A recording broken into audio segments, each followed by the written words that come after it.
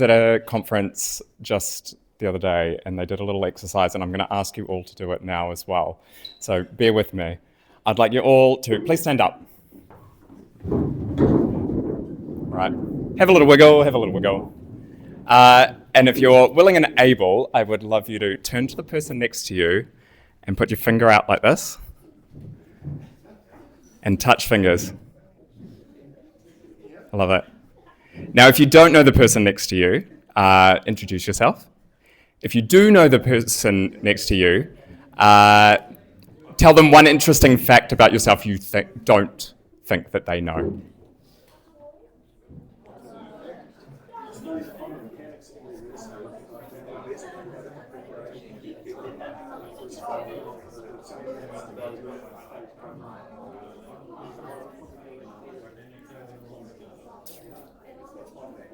Give you 10 more seconds.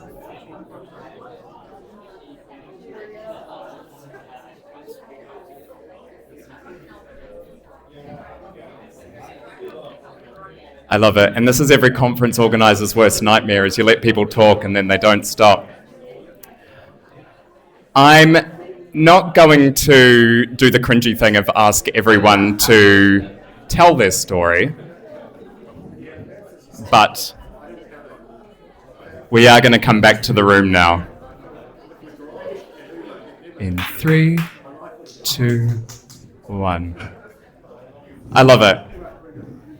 Now you may stand here, or you can all take your seats now. As I said, I'm not going to ask you all to do the cringy thing to report back.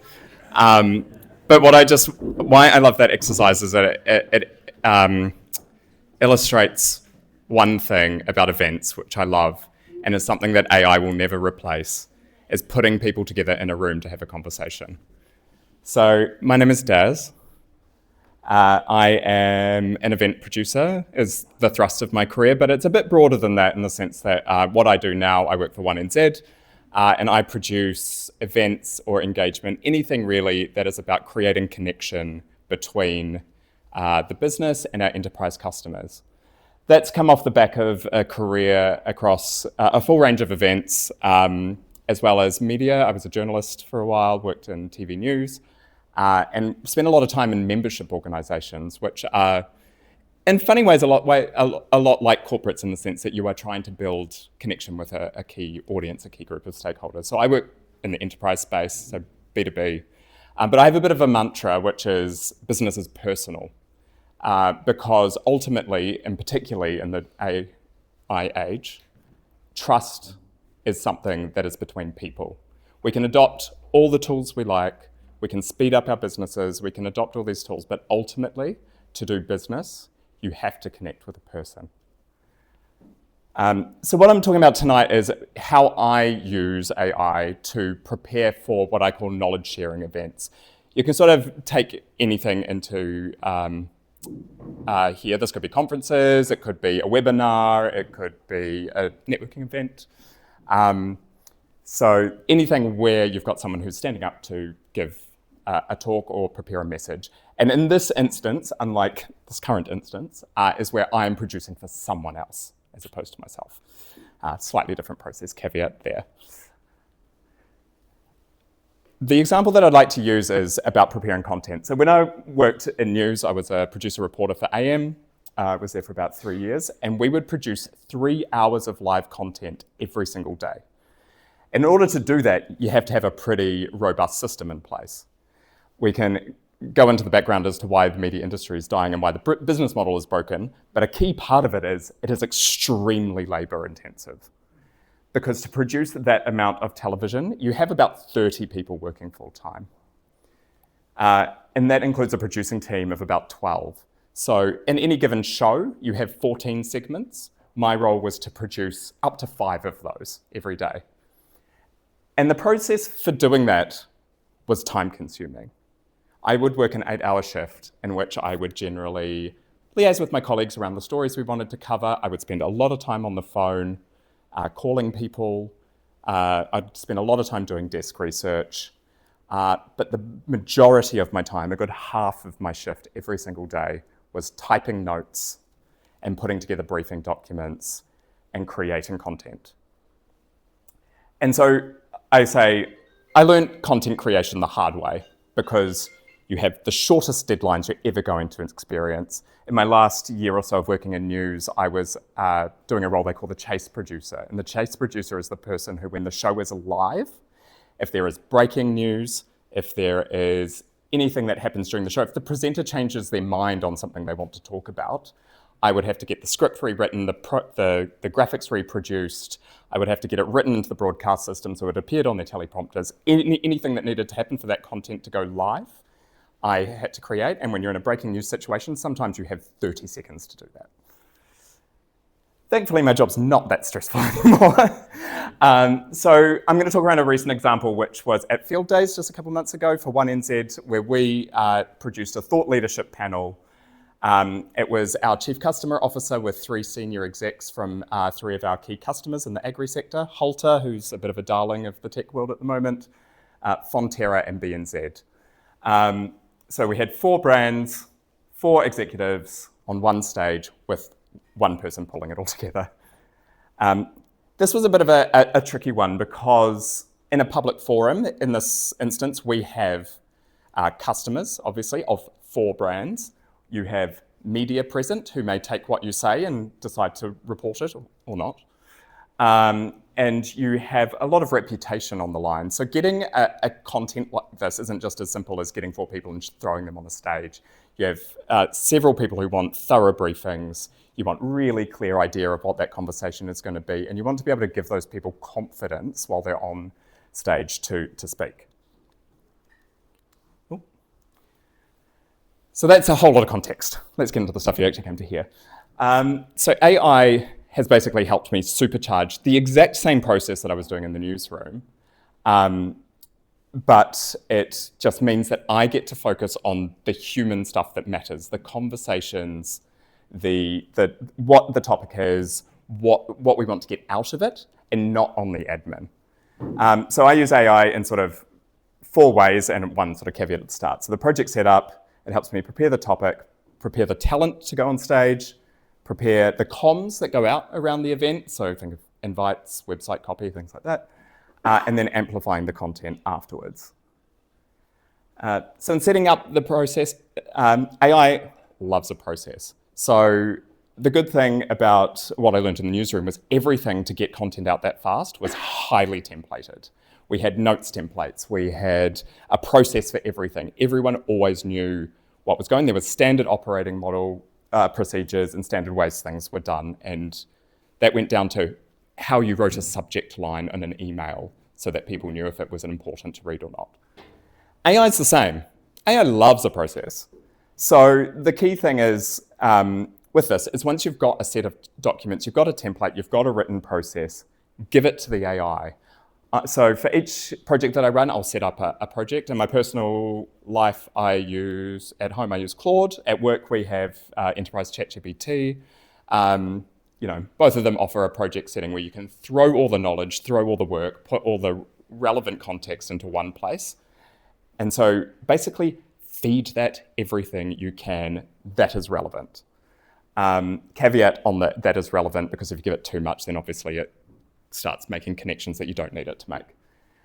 But so that is the key thing, is set up that template. And once you've got that set up once, it's so easy to just duplicate. So goes fast, goes fast, goes fast. Then the first thing I do is prepare the topic. So this is a short task. This probably takes me 15 minutes, where I use AI as my sounding board. So in the project knowledge, we'll have things like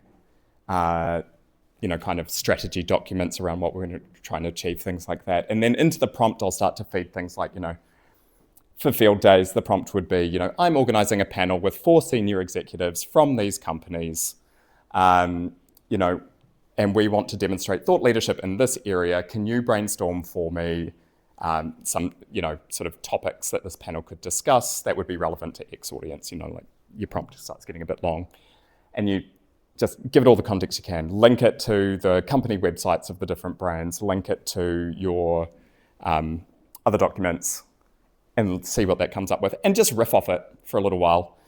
And it comes out with something like this. So this is the output for field days, which was a title of the Connected Rural Economy, Powering New Zealand's Next Productivity Leap. And what that gave me was a crisp and clear soundbite that I could then take to my stakeholders to get sign off, because I then had to get the different brands' comms teams to buy in, the executives themselves to buy in, the executives from one to buy in, my marketing department to buy in, my brand team to buy in. All those people wanted to know what we're talking about. So it gave me a succinct and clear description that I could use. Also, handily within one, we have our creative team has set up a little custom bot that you can chat with things, and it makes sure things in our brand tone of voice. So that's another little thing. If you've got those options available to you, great. This is where the fun part comes in. AI picks up the admin, picks up the Slack. This is the stuff that on a shift at News Hub, I would spend 4 hours doing and daily, 4 hours. For a topic or a situation like this, I am probably spending about the same amount of time, but what I can focus on is not writing notes, is not making sure, copying and pasting things to make sure it's all in one briefing document. The thing that I can focus on is talking to my panelists, talking to my exec, talking to the people to understand what they have to say, what they are keen to bring out, and then also to understand where people's viewpoints differ, where people have different opinions, and that helps me create a few key documents. One of those is a briefing document that I send around to all of those presenters beforehand so they can see all of the suggested questions, all of the suggested talking points that go with it, and a rough flow of what that conversation or the questions will roll in, so that they can have confidence in knowing the questions, knowing the talking points, knowing how much time they're going to spend speaking, knowing they're going to have ample time to say the things that they want to say. And then the other key document I make is just like a little cue card set for the MC, so that they've just got the top level, they can hold it. And you see it on the news all the time, they've got their little A5 cards that they flick through. Those things are worth their weight in gold. I wrote some and then completely just left them behind because there's too many things in my hand and I just wing it anyway, just much like Ryan Bridge. So then just another little key little task is just all that copywriting. So event descriptions, email marketing, social media, it's the stuff that we know AI can produce really easily. If you've got a brief of the content that you need, you've got an AI that has all your context, it has the event, it can spit that out in minutes. So that just speeds that up entirely. And then the key thing, and this is a big passion for me with events, is events are content gold mines. If you are in business marketing like I am, having content to feed your social media channels, to feed your website, to feed your EDMs, that is such a hassle. But with AI, all you need to do is record that talk, and you can repurpose that content 100 different ways. Key quotes as social media posts, little cut down videos, key talking points from one particular speaker. The sky's the limit and your imagination is the limit. And again, if you've done it before and you've saved the work that you've done and you've got those output types and what they are, you can feed it to the AI, which has the transcript of the recorded talk, can pull out those time codes, can pull out that content super, super, super fast. One of the jobs I used to at AM at the end of every show was they would do a 15-second ad for the next day. And we'd always take a piece of content and just clip it up and edit it into a 15-second ad. But every single day we had to sit down and go, oh shit, what did that guy say in that interview at 8 o'clock? And people would forget, and then someone would kind of go, oh, what about the X? And you kind of decide. And then an editor would have to sit down and scroll through and find the right time code, cut that up, put the little clip, do all the editing, put it away. If you use a tool like Descript, you can do it in 5 minutes. And you don't have to go searching through. You can ask the AI, analyze for best talking points and give me the time code so you can find it. It just speeds everything up amazingly. And you can do it at scale. So before I worked at One, I worked at Spark, telco, yay. we did Spark Accelerate, which was a customer conference, 800 people, 2 days, 6 international keynotes, 15 breakout sessions, 11 people standing at stands giving presentations about key products. We recorded it all, every single session. Every single session got transcribed. Every single session can become a blog article. You can do cut downs 100 different ways. And what was 2 days of event content became 6 months of our marketing calendar. It's incredible. And so the ROI, events are incredibly expensive to put on, particularly at scales like this. Spark Accelerate had a budget of $2.5 million. So you've got to get your ROI. And if you start to think about how much creating all that content from scratch would be, if you work in marketing, hiring videographers for a, hour shoot, you're going to set yourself off the better part of $2,000, just like that, plus editing, plus all the other costs. So it's smart business at the end of the day. And it's engaging because the best part of what you can do out of that is make your promo for the next year. Because then you can show people what the experience was in the room. You can show people the value of attending. It's wild. Key call out, AI enables speed, but it does not replace judgment. And that is the thing that we all hear it, human in the loop, etc. But I guess specifically for me, it shows up in several ways. One is always ask permission before you record someone. People need to know. And then also once you produce those talking points and summaries, get them to sign them off, because AI does hallucinate, AI does, so you need to make sure it's accurate. Again, journalistic integrity, accuracy. Check the transcript. Again, if you're using it to create summaries, AI mishears names, it mishears technical terms, it mishears data. You want to make sure that's accurate, and taking the time to check that at the beginning saves a headache down the road when that misheard statistic amplifies 10 times through an AI. Provide context, as I've said, just give it as much relevant knowledge as you can so that it can make the connections for you. Ask questions are greater than commands. I'm a big fan of Socratic method, which, if you don't know, is effectively, it's a process of asking questions to draw someone to a conclusion rather than just giving a command. And that's great for AI because it does make those connections. So when you're making content, for example, making your briefing notes, ask it, how do viewpoints differ between X and Y? What are the different things that these people have said? Ask those questions rather than just going, tell me the 10 best talking points, because it will start to compare and contrast rather than just spit out an order. And always have someone review it afterwards, particularly in an organization like one. We have a marketing team, we have a brand team. The content I create represents thousands of human beings and literally hundreds of millions of dollars worth of customer value. So I don't want to be the one who puts something through AI and puts it online and turns their reputation to toast. So that's a really key one. And that's it.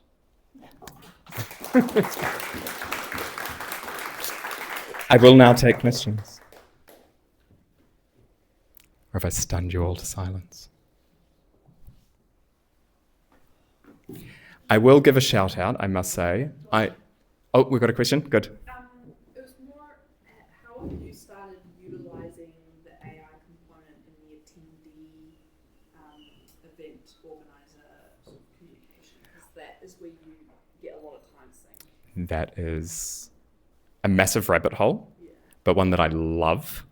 Going back to the example of Spark Accelerate, that was half my argument for why we did the event, because not only did it give us all that content, but it gave us a ridiculous amount of customer intent data.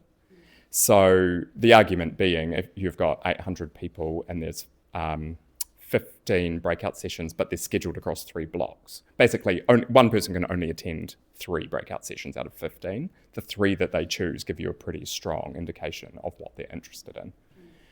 In the same way, the event tech that exists today, for every session, you can see who asked what questions. You can see who spoke to who at a trade stand. You can see if people left early or only came to the second half of the first day. So all of that gives you really strong insight. So for Spark, I know they made a sale that was ultimately worth about $10 million a year because they looked through the questions of a breakout session and called the person who asked that question and said, did you get an answer to that? That's more a data thing than an AI thing, but what that amount of data gives you is the ability to put it into AI and analyze it and look for themes. So when you come to planning the next event, you can go, what were the most themes of the most commonly asked questions, all that sort of insight. I could go on for hours about all of that, but yeah, it is so data rich, and when you've got such a data rich environment, AI is such a great tool to be able to pull out and understand that data. So yeah, yeah. Firstly, thank you for an awesome presentation. I'm not a journalist, but I read your passion. Yeah. And so the question is, do you have a specific model specific you like to use, or do you like use cloud, or like the ChatGPT, or do you have sort of preference? Is the first question. And secondly, how severe to which extent do you think AI are hallucinating? Because sometimes I know AI does get it wrong, Mm-hmm. Like Daz, for instance, to be no offense, but be Daniel, or it completely changed the story. Yeah. I mean to convey, I don't like this person. I don't like this event. AI will flip over and twist the story to be I like this person. So it's actually one that checking carefully for any formal Mm-hmm. email sending out or stuff like. But I know your cases, Holly, this is lost. So how do you really check one by another one, to really just check through on the content thoroughly? Do you mean like checking between two different AI models, or? Do you have a preference? Firstly, do you have a preference Yeah. for AI? Which one do you feel most handy for you? Yeah. Secondly, how severe to which extent you feel like AI are hallucinating or getting causality of Yeah. different factors? I've got a whole nother area that I love to talk about, which is using AI for thought, specifically for thought leadership for content. So slightly different to the events. So I personally use Claude, and I like Claude because it's I tried ChatGPT, I tried Claude. Claude was the one that I just felt was best. And rightly or wrongly, my attitude towards an AI model is like your attitude towards which car you drive. Ultimately, it's going to get you where you want to go. It's more about your preference of how it works and if you're happy with the output that it gives. So I use Claude because I started using it a couple of years ago, and I found it better with creative outputs. I don't know if that's just me hallucinating that myself, but that's how I guess I feel. And now I'm 2 years in, so that's what I know and that's what I'm used to, and I like it. I think in terms of the outputs that you say, I think it's that whole thing of being the human in the loop isn't just a human at the end. So, like I say, when I talk through my process, I'm the human in the loop helping shape the content, the concept, the thing. So I make that decision before we move on. And then, I interview each of the panelists separately, and I look at those transcripts and review them and make sure that I'm comfortable with them before I go on to creating a briefing document, which is for a wider audience, and before I go on to putting those MC questions together. So there's review all the way through the process, not just at the end. So with that gives me the confidence that the information that I'm working with remains accurate, because I see if something comes out and I go, it's that human judgment thing. That doesn't quite look right, because I had that conversation with that person and I don't remember it being summarized. That's not how I remember it, and that feels off, so I'm going to query that. And that's the whole idea of Socratic method, again, is ask questions. So I'd talk to Claude like it's a person and be like, well, how did you reach that conclusion? Give me the evidence as to why you think this is the case. And ask it to justify itself, because then it kind of starts to recognize its own hallucination. The number of times Claude has apologized to me is through the roof, because it goes, oh, sorry, I did make that up. So, but it's that key thing of just it's not it's not replacing the judgment. It is just making the administration faster. In live broadcast, Mm-hmm. you talked about the need to sometimes react, change within a very, very short time frame, 30 seconds maybe. Yeah. If you think AI is advanced enough to guide you on that time frame? Or do you think it's going to be a while before you would take Claude's advice on what to do in the next 30 seconds? I would not feel just speaking personally, would not feel comfortable working at that speed with AI because of the review. And the nature of the things that you're doing in that moment, you know, if I'm writing a script for a piece of breaking news that's going to go to air in a minute's time, it takes me just as long. And, you know, that's where like skill and craft comes into it, because I've done enough writing that I go, well, I can write an intro, a 10-second intro in 30 seconds, which is the same amount of time it would take me to write the prompt to ask for one. So I'll just do it. And that's kind of, I guess, where there's some checks and balances. As you can see, like my process, I have really strong opinions on why news media, and particularly TV news media, hasn't pivoted their business model fast enough, because it remains to this day still very human heavy in ways that, and I think that's to do with attitudes in the industry and a whole lot of things. I was shocked when NewsHub closed down, because there were so many ways I could see that they could have streamlined their processes. And AI, which at that time was still just kind of starting to crack mainstream. You know, 2 years on, it's all good to look back in hindsight, but 2 years on, I'm like, fuck, I could have done the job I could have done 3 people's work in the same amount of time if I had the tools I have now. So, yeah. Hey. Oh, sorry, just one over here. Sorry, it's just related to your last 2 points around the review process and the time that you spend reviewing the outputs and querying them. How do you think the time savings actually stack up when you add all those reviews together, and also reviews by other teams, and then that sort of iterative process? Yeah. I will call out, I guess, there's very different timescales at play here between like producing an event versus TV to begin with. So,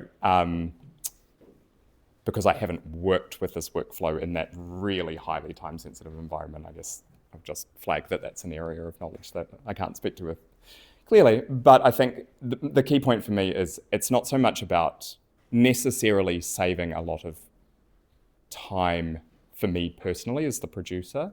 It's that it changes where I can focus, because I can focus on the things that only a human can focus on, and the things that give the content and the event experience humanity. As I say, like, you know, an AI can't, kind of read a nuance of a room to respond. So it's giving me the time to focus on that rather than just spending all my time typing. Ultimately, I guess for the broader organization, it's a saving in the sense of, you know, being able to have 1 producer instead of 5. But, so yeah, I guess there's a delineation there of like where sort of time saving comes from. It's probably more resource saving rather than time, if that makes sense, because human interactions, events naturally require the passing of time. Yeah. Yes? I'm a huge fan of in-person events, and I think in this age of AI, getting together like this and actually meeting people is something we need to double down on as humans, right? Yeah. And I really got to commend you on your great justification for running events for corporates. I think it's amazing. You opened my eyes today. Yeah. I can see how it works for one corporate. Any nuggets of wisdom for event organizers that run events, like we've got CIO Summit and different industry events, like manufacturing industry events. Is there nuggets of wisdom as to how they can run and deliver same value to the people sponsoring those events? Because I haven't seen anything like that done in the industry. Well, again, that is an area that I would love to crack that nugget open. To your earlier point, and someone stop me if I said this already, because I talk and it's a blur and I forget what I've said, and I wrote notes, but I probably left half of my talking points out, is one of the key justifications for events that I have right now is the fact that Anthropic themselves currently have 8 roles advertised for events or in-person engagement roles. across the world. Those, the most senior of which is paying up to $400,000 a year. So the company that is building AI is relying on in-person engagement and events in order to sell it. So that is a sign of that the AI companies know where their weakness is, and their weakness is face-to-face. It is trust, because that only happens between people. It can't be replaced by AI. So to your point, you're right. I think in-person events are becoming more and more and more crucially, clearly I'm biased, but are becoming more crucial to that business world in order to know who you're doing business with. In terms of, I guess, delivering events, I mean, there's all sorts of ways. And I won't disparage or call out any particular events, but I think largely in the conference industry in particular, they are paint by numbers. And whilst they've got a template, they are focused on just rolling it out at minimal effort and haven't focused on quality of content. So what I would hope is in adopting AI, it gives them that time back to focus on quality of content so that those experiences are more valuable to the people who attend, who therefore sees more people attend, who therefore see more people spending, which means they can justify charging their sponsors more, which helps that business model ramp up. So yeah, that would be my little nugget. We've gone well over. Have we got? Yeah. Thanks. I know there's a couple of hands up there. Daz, are you going to stick around? I'll be around. I'm more than happy to chat. So once again, thanks to Daz. I think both speakers are sticking around to answer questions afterwards. We're going to mix and mingle and stuff. Thank you to the audience for great questions. And both speakers, thank you again. One of the things that stands out for me is, and this is also in the AI research, is people who think about their jobs, they have a process, they know how to ask good questions. Generally speaking, the senior people in an organisation get the best results from AI, not the juniors. So hopefully that's most of you here. So there's a really good place for anybody who thinks that way in AI. So there's a lot of hopefully good things coming on. Thanks again to Radically for a wonderful meeting space. This is absolutely awesome. Thank you. We are still looking for venues and speakers. So please, please, please let us know if you've got any venues so we can put on great events. And thank you to all our drivers who help out organise this. We do this out of our own free time. We make no money out of it at all. And we're just really passionate about bringing AI to the business leaders so you can learn things. Next month, speaking of which, Sujif talked a little bit about this around strategy and around leadership. One of the key things which is really important in AI to roll it out is good governance. So yes, I know it's a bit boring, but no, it's not. It's not. It really isn't. And we've got a couple of really great speakers next month. So registrations are open. You can register now. We're going to be at the International College in Auckland, which is on Queen Street, at the top end of Queen Street, at the PM School. And you can see the details there. But they are great speakers as well. So same thing again. Please stick around for drinks afterwards. You know what? You learn something every time in an event. You learn something new. I found a bottle opener. Small things make a difference. Thanks, everyone.